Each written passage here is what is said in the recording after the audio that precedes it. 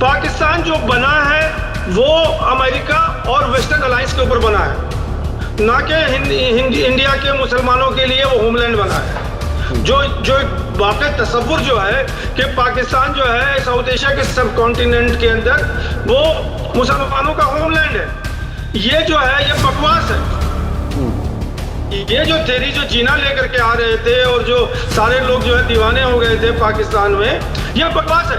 पाकिस्तान बना है वेस्टर्न और अमेरिका को सर्व करने के लिए, तो फिर इंडिपेंडेंस कहाँ है उसकी? इजराइल जो है वो खाड़ी के देशों को मतलब के ऊपर मतलब एक पहरेदारी करने के लिए बना है, और पाकिस्तान जो है वो उधर सेंट्रल एशिया और इधर ईरान और वेस्ट एशिया, और उसके ऊपर जो सबसे बड़ी बात है कि इंडिया को अपने मुकाम पर रखने के लिए।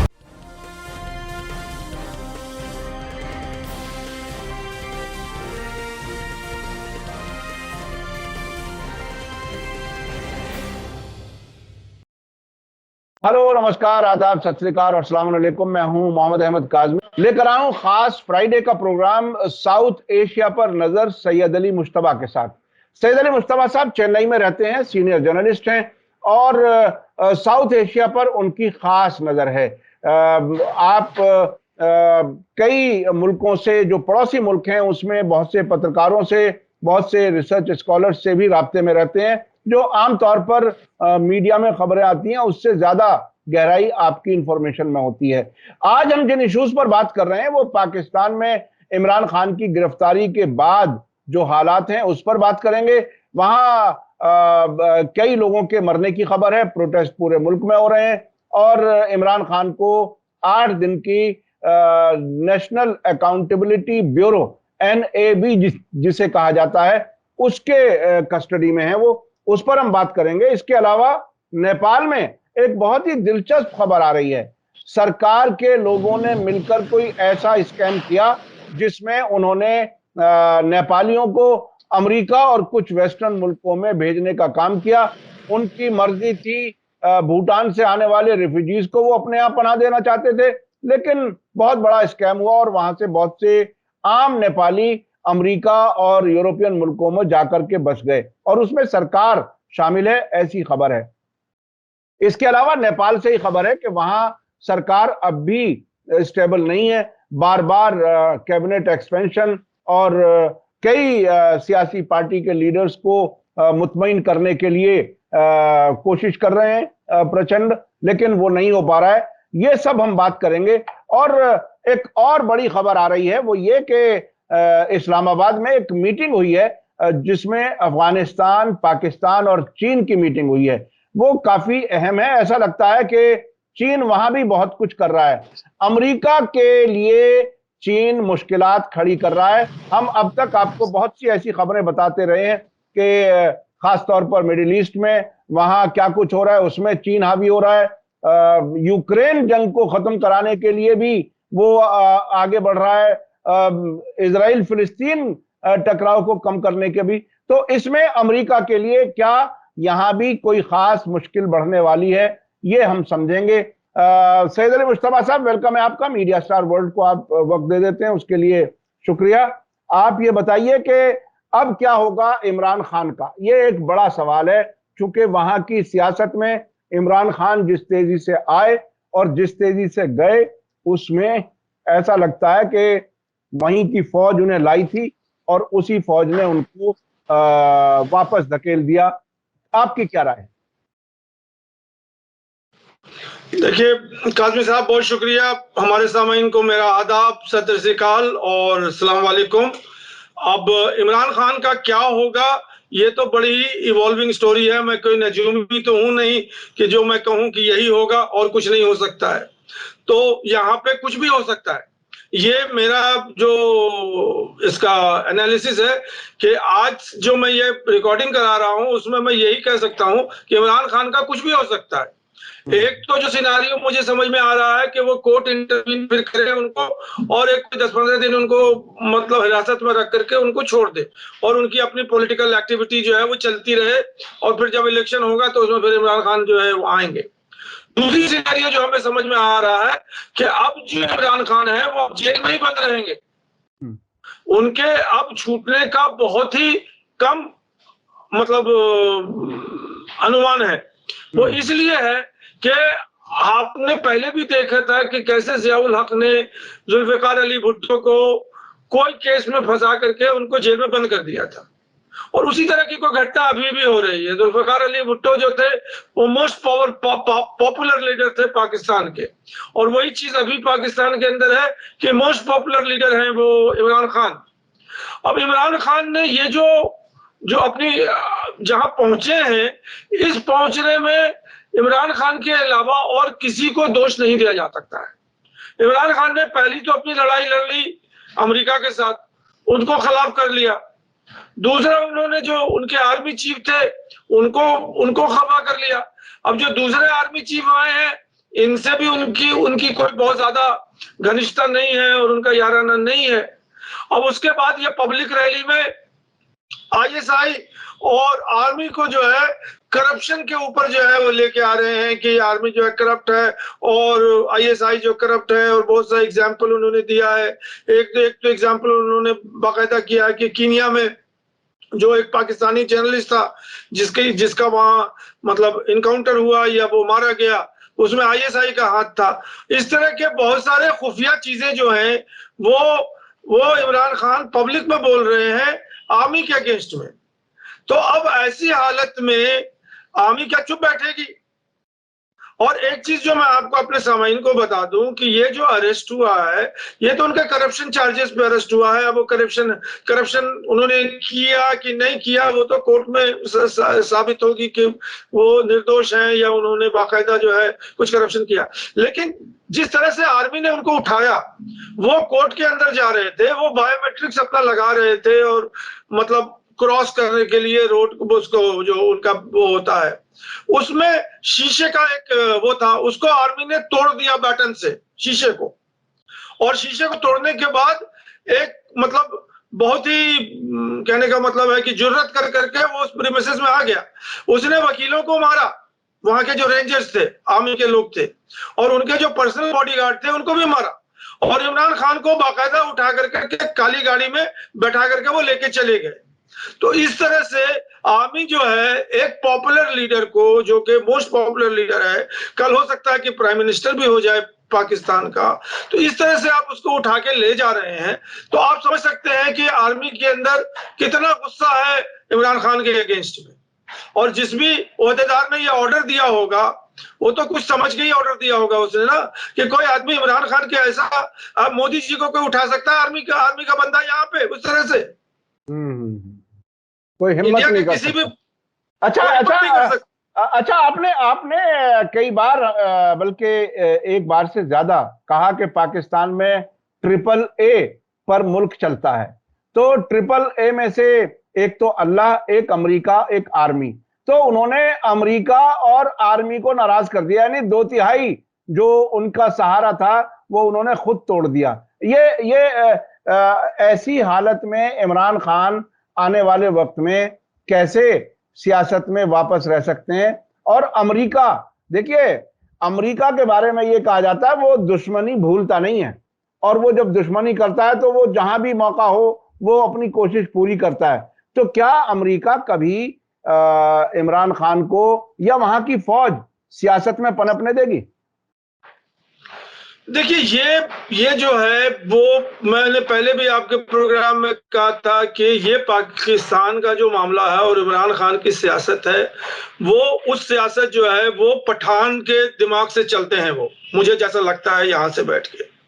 और सियासत में ये होता है कि वही शाख बच जाती है जो लचक जाती है, वही शाख बच जाती है जो लचक जाती है। हवा का थपेड़ा आएगा और आप अगर खड़े रहेंगे तो आपको तूफान उठा के ले जाएगा, लेकिन अगर आप लचक जाएंगे तो शायद आप बच जाए। अब इमरान खान ने हकीकी जमहूरियत का ऐलान किया है। अब वो उनके समझ में जो हकीकी जमहूरियत है, उनको उसमें वो जो प्राइम मिनिस्टर ऑफ पाकिस्तान है वो सब पे हावी है, वो एक बादशाह है। और आर्मी भी चाहे उसके नीचे में है, अमेरिका भी उसके नीचे में है, सारी दुनिया उसके नीचे में, वो बादशाह है, वो उसी का तस्वीर अपने आप को देख रहे हैं और वो आर्मी को भी अपने नीचे लाना चाह रहे हैं, अमेरिका को भी अपने नीचे लाना चाह रहे हैं। ये उनकी सियासत है।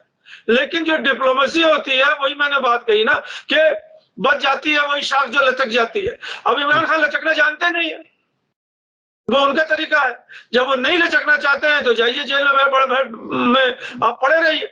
और अब जो दूसरी जो बात होगी, तो इनको जो है वो तो मतलब ये कि सजा होगी कि नहीं होगी, किस इसमें होगी, लेकिन आज मैं यही समझ रहा हूं कि ये डिस्क्वालीफाई होने वाले हैं फ्रॉम कंटेस्टिंग द इलेक्शन। अब दूसरा मूव जो मुझे समझ में आ रहा है, मेरी गट फीलिंग यही है कि एक तरफ तो ये हो सकता है कि शायद इनको कोर्ट जो है छोड़ दे कि जाइए फिर आप जो है अपना सियासी माहौल जमाइए, और नहीं तो कोर्ट इनको इंडाइट करे और इनको जो है कुछ और केसेस में फंसा दे। और उसके बाद कुछ ऐसे केसेस है जिसमें ये बाकायदा प्रोविजन है कि आप कोई इलेक्शन नहीं लड़ सकते, तो इमरान खान का करियर खत्म। जब अच्छा, इमरान खान ने, मैं अब दूसरी खबर की तरफ आना चाहता हूं। एससीओ की जो मीटिंग हुई, शंघाई कोऑपरेशन ऑर्गेनाइजेशन गोवा में, जिसमें पाकिस्तान के फॉरेन मिनिस्टर बिलावल भुट्टो आए थे। इस विजिट के दौरान भारत और पाकिस्तान के बीच में काफी कशमकश, टकराव जैसी हालत बनी। मैं उससे कनेक्ट करना चाह रहा हूं इमरान खान से। इमरान खान पाकिस्तान के पहले कोई लीडर हैं मेरी नॉलेज में अब तक जिन्होंने भारत की फॉरेन पॉलिसी को बहुत अप्रिशिएट किया था, और बल्कि हमारे एस जयशंकर की कई वीडियो उन्होंने पब्लिक रैलियों में चला करके दिखाई, ये कहते हुए कि भारत अपने फैसले खुद लेता है और हमारा देश यानी पाकिस्तान, जो उन्होंने कहा, वो अमेरिका की तरफ देखता है या दूसरों की तरफ मजबूर रहता है।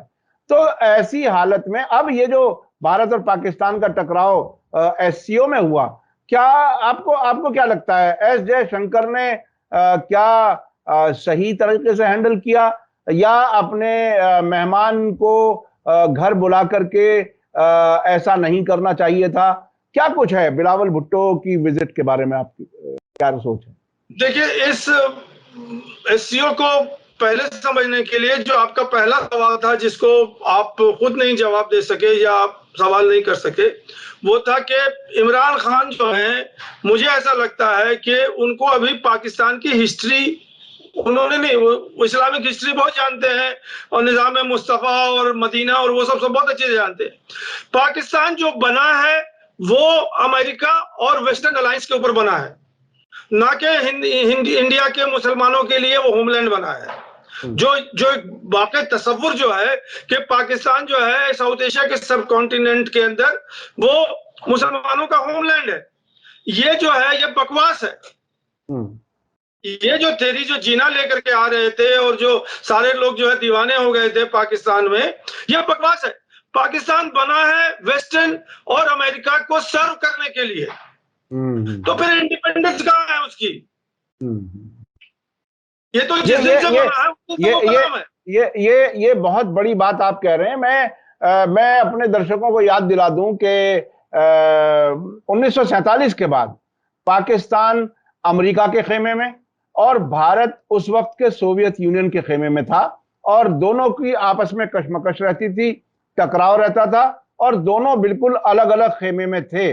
और जो बात सैयद अली मुश्तबा साहब कह रहे हैं कि वो वेस्टर्न इंटरेस्ट को सर्व करने के लिए पाकिस्तान बना था, उसको थोड़ा सा एक्सप्लेन कर दीजिए, क्योंकि वो थोड़ी क्लैरिटी और आ जाए, मैं समझता हूँ। देखिए, ये जो वर्ल्ड वॉर के बाद जो रीकॉन्फिगरेशन हुआ है, डीकोलोनाइजेशन हुआ है और मुल्कें बनी हैं, मुल्कें आजाद हुई हैं, उसमें वेस्टर्न जो उस टाइम जो मेन डोमिनेंट हुकूमत थी वो थी पैक्स ब्रिटेनिका, जो अभी पैक्स अमेरिका चल रहा है। उस टाइम जो है मतलब ब्रिटिश साम्राज्य था, तो उनके साथ जो थे, तो उन्होंने दो हुकूमतें बनाई हैं या दो कंट्री बनाई हैं, एक इजराइल और एक पाकिस्तान। ये दोनों जो हैं ये 19 पहले नहीं थी ये दोनों हुकूमतें, और ये दोनों हुकूमतें सिर्फ उनको सर्व करने के लिए बनाई हैं। इजराइल जो है वो खाड़ी के देशों को मतलब के ऊपर मतलब एक पहरेदारी करने के लिए बनाया है, और पाकिस्तान जो है वो उधर सेंट्रल एशिया और इधर ईरान और वेस्ट एशिया, और उसके ऊपर जो सबसे बड़ी बात है कि इंडिया को अपने मुकाम पर रखने के लिए, अपने हद में रखने के लिए यानी इंडिया ये पाकिस्तान बना है। यानी इंडिया को कंटेन करने के लिए ये मैं समझता हूँ ये बहुत ही अहम है। तो अच्छा, उसमें जो है वो इमरान खान का जो कहना है कि हम हकीकी आजादी लाएंगे और वो करेंगे, वो सब बकवास है। ये बहुत ही अहम बात आपने कही। अच्छा, ये जो इस्लामाबाद में मीटिंग हुई है, मैं उस पर जाना चाहता हूँ। अफगानिस्तान, पाकिस्तान और चीन की वो किस तरह से अहम है ऐसे वक्त में, जबकि अभी अफगानिस्तान की हुकूमत को रिकॉग्नाइज नहीं किया गया है किसी भी मुल्क की तरफ से, जो ऑफिशियल रिकॉग्निशन होता है। ऐसे वक्त में चीन की जल्दबाजी, अभी एक खबर आ रही थी, मैंने देखा कल एक खबर आई है कि ईरान से भी पहली ट्रेन अफगानिस्तान पहुंची है। वो एक उधर भी चल रहा है सिलसिला, जिसमें हेरात से और चीन तक ट्रेन ले जाने की तैयारी है ईरान के साथ, और उन्होंने एग्रीमेंट किया है। तो ये इस वक्त में इस्लामाबाद की मीटिंग किस तरह की है? देखिए, इसको समझने के लिए एससीओ को समझना पड़ेगा, जिसकी मीटिंग अभी गोवा में हुई थी। और बिलावल भुट्टो, मुझे लग रहा था कि वो नहीं आते, लेकिन वो आए हैं सिर्फ चाइना के प्रेशर पे। और वो पूरा एससीओ का जो संगठन है, जिसमें 8 या 9 लोग हैं, उसमें मेरी समझ में तो इंडिया ही आउट मैन आउट है। इंडिया ही जो है उसका कोई दोस्त नहीं है, चाइना उसका दोस्त नहीं है, पाकिस्तान उसका दोस्त नहीं है, अफगानिस्तान से तो दूरी ही हो गई है। भले ही अफगानिस्तान की जो भी इंडिया ने उनके लिए किया था, और सेंट्रल एशिया तो बहुत दूर है। तो फिर इंडिया तो अकेला ही खड़ा है एससीओ में। अब ये जो संगठन जो हो रही है, मैं ये नहीं कह रहा हूं कि ये इंडिया के अगेंस्ट हो रही है, लेकिन इंडिया को फेवर में भी नहीं हो रही है कि अगर कोई क्राइसिस होता है, हालांकि उनके बहुत सारे एजेंडा हैं जो एससीओ में चल रहे हैं, लेकिन वो एजेंडा को डोमिनेट करने वाला या डिक्टेट करने वाला वो चाइना है। अब आ जाइए बिलावल भुट्टो को, जो यहाँ आए हैं, उनको भी 1 मिनट में सम अप कर ले। तो बिलावल भुट्टो जो यहाँ आए हैं, तो उन्होंने जो अपनी बात कही है, हमारे जयशंकर ने कहा कि बिलावल भुट्टो ने दुनिया की सारी बातें कर दी एससीओ में, सिर्फ एससीओ की बात नहीं की उन्होंने। टेररिज्म की बात की उन्होंने, कश्मीर की भी बात की उन्होंने, और तरह तरह की बात की उन्होंने, लेकिन एससीओ की बात नहीं की उन्होंने। और फिर जयशंकर साहब ने काउंटर करने के लिए अलग से प्रेस कॉन्फ्रेंस किया, और उसके बाद उन्होंने ये कहा कि जब तक वो टेररिज्म खत्म नहीं होगा तब तक हम पाकिस्तान से बात नहीं करेंगे, और वो टेररिस्ट के साथ हम बैठ नहीं सकते हैं। इस तरह की बातें जयशंकर ने उनको न्यूट्रलाइज करने के लिए। और बिलावल भुट्टो ने एक बात कही इसमें, जो कि मतलब मेरी तरह पत्रकार जो उसको नोट करते हैं, कि जब तक जम्मू एंड कश्मीर को स्टेट का स्टेटस नहीं मिल जाता है, भारत नहीं देती है, तब तक तो हिंदुस्तान पाकिस्तान की कोई बात ही नहीं हो सकती है। हालांकि उसमें यह है कि अब पाकिस्तान भी है 370 को उसने छोड़ दिया, ऐसा लगा मुझे, मतलब उनके भाषण से या उनके वक्तव्य से, बिलावल भुट्टो से। वो ये उनका ये कहना है कि अगर इंडिया जो है स्टेटस दे दे स्टेट का, तो हम शायद फिर नेगोशिएटिंग टेबल पर आए और उनसे कुछ बात करें। ऐसी मेरी बात हुई। और एक चीज और मैं आपको बताऊं, जो सिर्फ मैं ही समझ सकता था और मैं ही देख सकता था, दुनिया ने नहीं देखा, कि जयशंकर ने बिलावल भुट्टो को नमस्कार किया, और बिलावल भुट्टो ने रेसिप्रोकेट किया नमस्कार का। वो आदाब भी कर सकते थे, सलाम भी कर सकते थे। ये बेट था कि तुम हमसे नीचे हो, मैं तुम्हें जो कहूंगा तुम वैसा करो। और बिलावल भुट्टो क्योंकि नादान है, अभी तो सियासत में आए हैं, अगर कोई खिलाड़ी पुराना होता तो वो भी उनको उसी तरह जवाब देता। बिलावल भुट्टो जो है वो फंस गए जयशंकर के चाल में। तो ये तो हम ही और आप देख सकते हैं ना, बाकी लोग तो डिप्लोमेसी में कई चीजों के बड़े मानी होते हैं। हाथ मिलाना, हाथ किस तरह से मिला रहे हैं, दोनों हाथ मिला रहे हैं तो उसके क्या मानी है एक साथ, और कंधे पे हाथ रख रहे हैं तो उसके क्या मानी है, एक कदम आगे चल रहे हैं या पीछे चल रहे हैं। ये सारी चीजें डिप्लोमेसी में बहुत अहम होती हैं, जो बात आपने नोट की। अच्छा, ये जो इस्लामाबाद वाली मीटिंग है, मैं फिर उस पर आना चाह रहा हूं।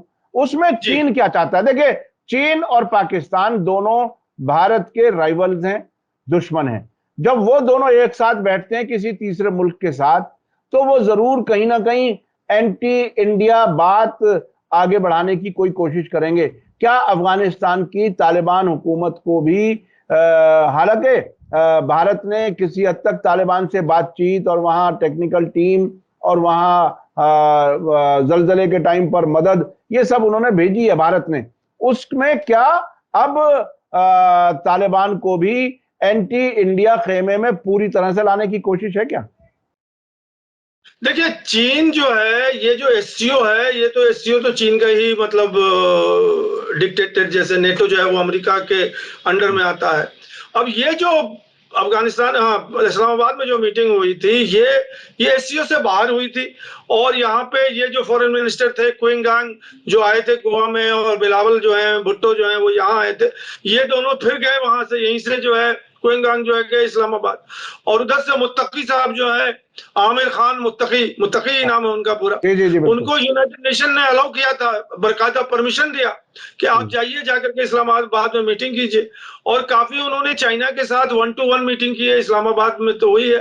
तो ये जो पूरा चाइना का जो मंशा है, वो जो सी पैक है, जो कि China economic corridor, Pakistan corridor, इसको ये काबुल ले जाना चाहते हैं या अफगानिस्तान ले जाना चाहते हैं, ये तो तय हो गया है इसी मीटिंग की।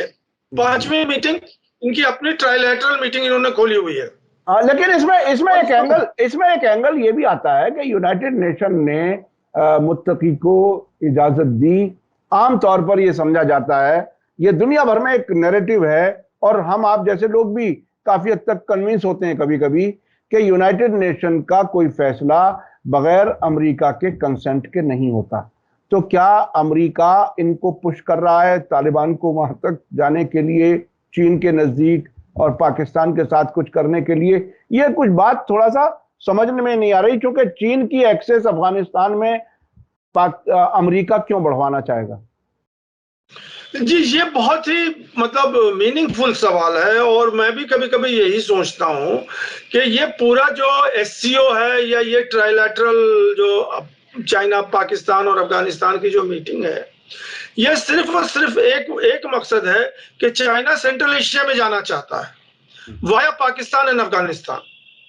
ये पूरा का पूरा एससीओ का भी मंशा है, और चाइना की भी मंशा है कि उनके पूरे जो इकोनॉमी है सेंट्रल एशिया, और वहां पे मिनरल वेल्थ है और बहुत सारी वेल्थ है जो कि मतलब जिसको वो एक्सप्लॉइट कर सके। तो ये जो पूरा मतलब चाइना का जो जो जो मौकिफ है वो यही है कि पहले तो हम पाकिस्तान में जाएं, और पाकिस्तान के थ्रू हम अफगानिस्तान में जाएं, और वहां से फिर वो 1 बेल्ट 1 रोड जो उनका ये है, वो हम सेंट्रल एशिया में लगा करके वो रशिया तक पहुंचा दें। तो ये जो चीजें हैं, ये तो बज़ाहिर अभी चल रही हैं। अब यहाँ पर आ जाता है अमेरिका, क्योंकि अमेरिका जो है वो अफगानिस्तान जो है वो अमेरिका का बेबी एक तरह से कह लीजिए। वो 1980 से या उससे पहले से, जब वो सोवियत यूनियन आया था, मतलब जब सोवियत यूनियन की टैंक आई थी यहाँ पे, और तराकी और कौन कौन लोग थे उस टाइम हमें याद है, तो वो लोग आकर के यहाँ रूलर बने थे। और उसके बाद क्या क्या हुआ था, पूरा टैंक और ये वो पूरा रशिया जो कि अंडर कंट्रोल में आ गया था। तब से अमेरिका जो है वो मतलब एंटी सोवियत, एंटी कम्युनिस्ट, और उसका पूरा अफगान जिहाद और ये कहानी अब तक चलती रही है। अब मुझे ये समझ में नहीं आ रहा है कि भाई सोवियत बदल गया, सोवियत खत्म हो गया, रशिया आ गया। रशिया की इतनी सलाहियत नहीं है कि वो अफगानिस्तान को कंट्रोल कर सके, भले ही उसके अभी तक भी एजेंट और उनके पुराने लोग हैं। लेकिन अभी जो दिखाई पड़ रहा है, वो दिखाई पड़ रहा है कि चाइना जो है वो अफगानिस्तान में जा रहा है, और उसके थ्रू वो सेंट्रल एशिया में जा रहा है। इसको रोकने के लिए अमेरिका ने क्या किया, और ये फिर वही होगा कि अमेरिका जो है पाकिस्तान का आर्म ट्विस्ट करेगा, चाइना को रोकेगा। ये सब स्टोरी अभी जो है अनफोल्ड होने वाली है, क्योंकि अमेरिका जो है वो चाइना को तश्तरी में रख कर करके अफगानिस्तान और सेंट्रल एशिया नहीं देने वाला है। अच्छा, इसमें एक चीज और है बहुत ही दिलचस्प। जब भारत चाबहार को डेवलप कर रहा था अफगानिस्तान और सेंट्रल एशिया तक एक्सेस के लिए, तो उस जमाने में ईरान ने यह कहा था कि गवादर और चाबहार को एक दूसरे का राइवल के तौर पर ना देखें, ये एक दूसरे को मदद करेंगे, और ईरान भी गवादर से इस चाइना तक की एक्सेस जो बन रही है उसको वो भी इस्तेमाल करना चाहता है। इधर चाबहार से नॉर्थ साउथ कॉरिडोर जो ईरान ने प्रोवाइड की है सेंट्रल एशिया के लिए जिस पर भारत की नजर है वो भी तैयार हो रही है। तो ये तो एक अजीब एक ऐसा नेटवर्क बनेगा, सिर्फ अफगानिस्तान अमेरिका के हाथ में किसी हद तक बाकी था, अगर ये भी चला गया तो अमेरिका का तो इस इलाके में और कमजोरी की तरफ बात बढ़ेगी। क्या आपको ऐसा नहीं लगता? देखिए, मैं चाबहार पे एक्सपर्ट नहीं हूं, लेकिन मैं इतना तो जानता हूं इंटरनेशनल रिलेशन का स्टूडेंट होते हुए कि जब से इंडिया जो है वो अमेरिका के खीमे में चला गया और कई बार उसने ईरान के अगेंस्ट में वोट भी किया यूनाइटेड नेशन में, कई बार एब्सटेन भी किया है, तो ईरान की जो घनिष्ठता थी पहले वो शिया और यहाँ तो सुन्नी लोग हैं, पाकिस्तान में सुन्नी लोग हैं, शिया और सुन्नी तो वो एक दूसरे के दुश्मन हैं, तो दुश्मन का दुश्मन जो है वो मेरा दोस्त हो गया। तो ईरान और हिंदुस्तान जो है, या जो भी कहिए सेकुलर हिंदुस्तान और शिया जो है ईरान, उसमें दोस्ती हो गई और उसी दोस्ती का नतीजा चाबहार हुआ, क्योंकि वो सेंट्रल एशिया में जाने के लिए पाकिस्तान उनको कोई जगह नहीं दे रहा था और कैसे जाते वो सेंट्रल एशिया, तो उन्होंने चाबहार बनाया। दूसरा जो है वो गरदार बन गया, तो उसकी अगेंस्ट में वो चाबहार बन गया। अब वो उन्होंने कहा कि अब तो लैंड कनेक्शन नहीं हो सकता ईरान से, क्योंकि ईरान जाने के लिए आपको पाकिस्तान से जाना होगा, तो हम जो है ओशियन में जाएंगे, तो ओशियन से जो है हम, अब ईरान की तो डायरेक्ट दुश्मनी है, वो आज की नहीं है, वो तो रजा शाह पहलवी के जाने के बाद से शुरू हो गई थी और वो सारी कहानी तो आपको मालूम ही है। तो अब जब ये बात है कि ईरान और अमेरिका के बीच में अगर हिंदुस्तान को चुनना पड़ेगा, तो जाहिर सी बात है कि इंडिया जो है वो अमेरिका को चुनेगा, क्योंकि उसके लार्जर इंटरेस्ट है, तो ईरान तो भी दुश्मन हो जाएगा। लेकिन मुझे ऐसा लगता है मुस्तफा साहब, मुझे ऐसा लगता है कि जो वेस्टर्न मीडिया ने, वेस्टर्न सरकारों ने जो पढ़ाया था सुन्नी शिया वाला खेल, इख्तलाफ वाला, अब वो ईरान और सऊदी अरब के बीच बढ़ते ताल्लुकात में वो सब डाई डाउन हो रहा है और अब हालात बदल रहे हैं। वहां पूरे इलाके में दोस्ती की हवा चल रही है। सऊदी अरब, ईरान, यमन जंग का खात्मा, सीरिया, सऊदी अरब, बहरहाल वो एक अलग एक एरिया है, इस पर हम नहीं जाते क्योंकि साउथ एशिया पर हमारा प्रोग्राम है। आप ये बताइए कि आखिरकार अभी जो नेपाल वाली बात अभी हमारी बाकी रह गई है, नेपाल में क्या कुछ हो रहा है? नेपाल में बड़ा स्कैम सामने आया, बताते हैं। जी हाँ, ये तो मतलब ये है कि साउथ एशिया की सबसे बड़ी स्टोरी है और इसको मैं संक्षिप्त में ये बता दूं कि ये साउथ एशिया के पॉलिटिकल जो लोग हैं, जो पॉलिटिक्स करते हैं और जो अपने आप को नेता कहते हैं और गाड़ियों में घूमते हैं, उनके ऊपर जो है एक तरह से समझ लीजिए कि कंबल हटा दिया गया है। कंबल जो ओढ़े हुए हैं, सादे कपड़े पहन के, टोपी लगा करके और सफेद पोश हो गए हैं कि हमसे बड़ा तो समाज सेवी और प्रधान सेवक कोई हो ही नहीं सकता, उनके ऊपर से जो है, मैं ये कह रहा हूं, कंबल उठा दिया गया है।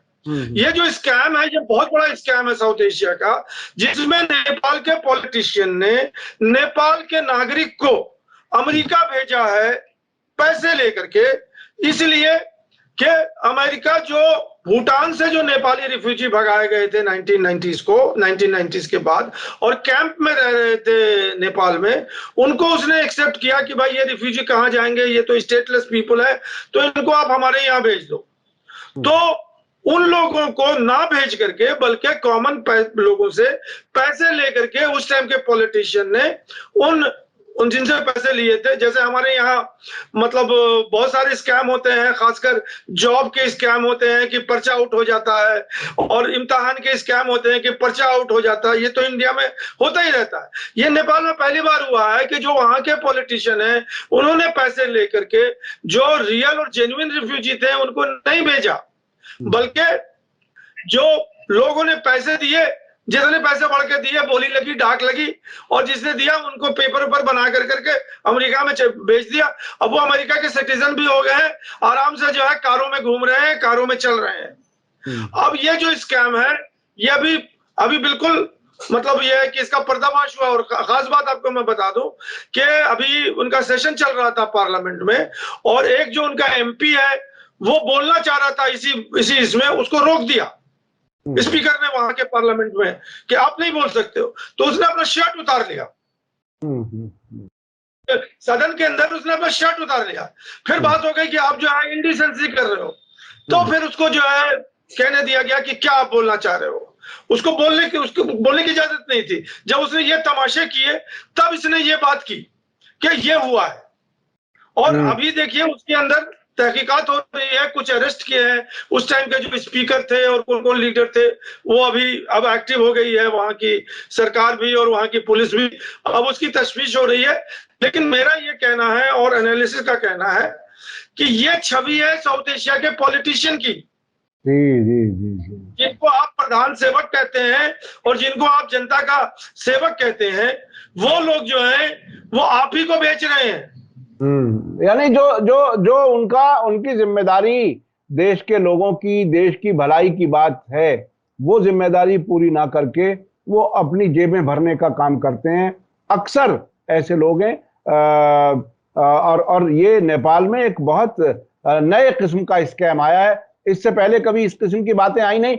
हाँ, हम भी जानते हैं कि हमारे यहाँ भारत में भी बहुत से एमपीज एम्बेसियों को खत लिख करके वीजा दिलवाने का भी कभी कभी काम करते रहे हैं। हमारी नॉलेज में है, पत्रकारिता में इतने लंबे अरसे तक दिल्ली में रहे तो ये होता रहा है। लेकिन इस लेवल पर नेपाल में हुआ, बिल्कुल सरकारी सतह पर स्कैम हुआ, ये बहुत बड़ी खबर है। नेपाल की सरकार अभी तक स्थिर क्यों नहीं हो पा रही? वहां भी बेचैनी है। पार्लियामेंट और सरकार जो है वो अभी प्रचंड साथ के साथ जो वहां पे एक नया उभरता हुआ सितारा रवि लमचाने करके राष्ट्र स्वतंत्रता पार्टी का लीडर है। वो पहले जो है वो एंकर था और उसने एक वर्ल्ड रिकॉर्ड बनाया है। मतलब कई 100 घंटे उसने जो है लगातार प्रोग्राम किए हैं, जिसका वर्ल्ड गिनेस रिकॉर्ड है रवि लिमचाने का। और वो 48 ईयर्स है, वो पहले पत्रकार था, अब वो जो है वो मतलब ये है कि संगठन पॉलिटिकल पार्टी। तो उसने जो है उसकी सपोर्ट थी परचानन को। अभी उसने वो सपोर्ट खींच ली और उसके 22 एमपी हैं। और उसके साथ परेशानी क्या हो गई थी कि जब वो 25 दिसंबर का जो इलेक्शन बन हुआ था और नवंबर में इलेक्शन हुआ था, 25 दिसंबर को स्वेरिंग इन हुई थी, तो उस टाइम तक जो है वो यूएस सिटीजन था, नेपाली सिटीजन नहीं था। और वो इलेक्शन लड़ा था उसने ये कहकर कि मैं नेपाली सिटीजन हूं, लेकिन उसके पास सिटीजनशिप जो है यूएस की थी। तो उस वजह से वो डिस्क्वालीफाई हो गया, उसका सारा एमपीएमपीशिप खत्म हो गया। वो डिप्टी प्राइम मिनिस्टर और होम मिनिस्टर था उस टाइम परचानन की सरकार में। अब क्या हुआ है कि ये 2-3 महीने के अंदर अंदर उसने फिर से नागरिकता ले ली है नेपाल की, जो उसके पास थी वो फिर से ले ली उसने। और वो जो अमेरिका की नागरिकता उसने कैंसिल कर दी। उसके बाद वो फिर से भी बाई इलेक्शन हुआ है, एमपी भी बन गया है। अब वो प्रचारण को कहता है कि हमें फिर से डिप्टी प्राइम मिनिस्टर बनाओ और हमें होम मिनिस्टर बनाओ, जो हमें पहले होता था। अब प्रधानमंत्री जो है वो 5-6 बार जो है वो तो कैबिनेट रिशफल कर चुके हैं। इसको रखते हैं, उसको हटाते हैं, उसको रखते हैं, इसको हटाते हैं, यही कर रहे हैं। इसीलिए वो भारत नहीं आ रहे हैं, क्योंकि उनकी सरकार जो है स्टेबल नहीं है। अब ये जो आरएसपी जो है, जिसने पहले तो संगठन दिया हुआ था, मिनिस्ट्रीशिप जो है 16 मिनिस्ट्रीशिप थी उसके पास, कितना इंपॉर्टेंट पार्टी है। और ये पार्टी जो है अभी ये बहुत उभरती हुई पार्टी है। आगे कोई 5 सालों में मुझे लग रहा है कि ये भी कोई एक बहुत अपना मतलब असर बना लेगी नेपाल के। लेकिन अभी जो सूरत हाल है वो ये कि प्रचंड को फिर से फ्लोर टेस्ट करना पड़ेगा। और नेपाल ऐसी जगह है जहां कुछ भी हो सकता है, किसी वक्त भी हो सकता है। प्रचंड ने खुद सिखाया है सबको कि there is a slip between cup and the lip. वो खुद अलायंस बदलते रहे हैं, कई बार अलायंस बदले हैं। और ये बिल्कुल जैसे हमारे यहाँ भारत में भी कुछ लोग राजपूत होते हैं जो हर पार्टी में पहुंच करके मंत्री बन जाते हैं। हमारे यहाँ एक पासवान साहब हुआ करते थे, वो हर सरकार में मिनिस्टर होते थे, वो अब दुनिया में नहीं रहे। तो प्रचंड भी, उनका बैकग्राउंड भी बहुत से अलायंसेस बदल बदल कर सरकार में आने का रहा है। और सबसे बड़ी बात जो कंफ्यूजिंग है उनके बारे में कि उनका ये पता नहीं चलता कि वो प्रो इंडिया है या प्रो चाइना है, और वो कभी इधर की तरफ दिखाते हैं, कभी उधर की तरफ दिखाते हैं। ये बहुत ही अहम है। अच्छा, आखिर में अगर कोई खास बात रह गई हो तो कुछ कहना हो, टाइम हमारा तकरीबन खत्म हो गया है। कुछ कंक्लूड करने के लिए खास तौर पर अगर पाकिस्तान, आज यही रहने दीजिए, मुझे दिमाग में कोई जी जी जी जी खास तौर पर पाकिस्तान में अब क्या क्या कुछ मुमकिन है, आखिर में बता दीजिए पाकिस्तान में अभी क्या क्या क्या कुछ हो सकता है। कंक्लूजन के ये तौर पर? तस्वीर बिल्कुल क्लियर नहीं है। मैंने आपको जो डायरेक्शन दिया है, या तो इमरान खान की सियासी जो पूरी है वो खत्म हो गई।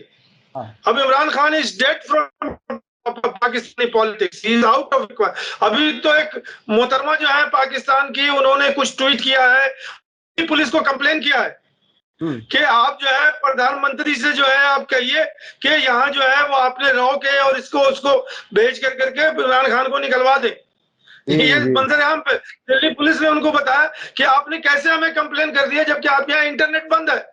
जी जी जी जी जी, ये बहुत ही इंटरेस्टिंग, ये बहुत ही जब पाकिस्तान मुझे पार्ट हो जाएगा, जब पाकिस्तान हिंदुस्तान का पार्ट हो जाएगा तभी हम अपनी जुरिडिक्शन दिखा सकते हैं। ये भी दिल्ली पुलिस ने कहा। ये बहुत ही इंटरेस्टिंग है, ये बहुत ही इंटरेस्टिंग है। एक जमाने में भारत के प्रधानमंत्री नरेंद्र मोदी जी वहां के पख्तून लोगों के बारे में, वहां के कुछ बलोचों के बारे में काफी हमदर्दी दिखा चुके हैं। मुझे शक है कि ये कोई खातून जो होगी जरूर बलोच होगी, क्योंकि हमारे यहाँ उनके साथ हमदर्दी दिखाने के कई तरीके अपनाए गए। इस सरकार ने, प्रधानमंत्री जी ने खुल करके बलोचों की हमदर्दी की है। बहरहाल हम उस बहस में नहीं जा रहे। बहुत बहुत शुक्रिया जनाब सैयद अली मुश्तबा साहब, आप हमें हर फ्राइडे वक्त दे देते हैं, उसके लिए बहुत बहुत शुक्रिया। इसी के साथ मुझे दीजिए इजाजत। धन्यवाद, शुक्रिया। जय भारत, जय हिंद। मीडिया स्टार वर्ल्ड के और वीडियो देखने के लिए हमारे चैनल को सब्सक्राइब करें और सीधे नोटिफिकेशन पाने के लिए बेल आइकन दबाएं। और अगर हमारी खबर सच्ची और अच्छी लगे तो अपने व्हाट्सएप, इंस्टाग्राम, फेसबुक और ट्विटर अकाउंट पर जरूर शेयर करें।